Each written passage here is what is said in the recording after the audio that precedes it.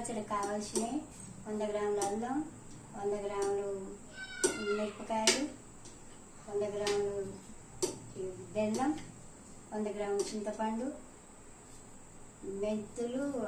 మినపప్పు, జీలకర్ర పొడి 50 గ్రాములు, తగినంత ఉప్పు, ఎల్లిపాయలు తగినండి అన్నీ వేసి మిక్సీ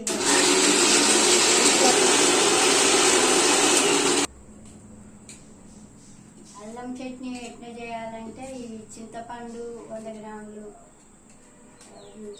బెల్లం 100 గ్రాములు, అల్లం 100 గ్రాములు, ఎల్లిపాయలు తగినన్ని,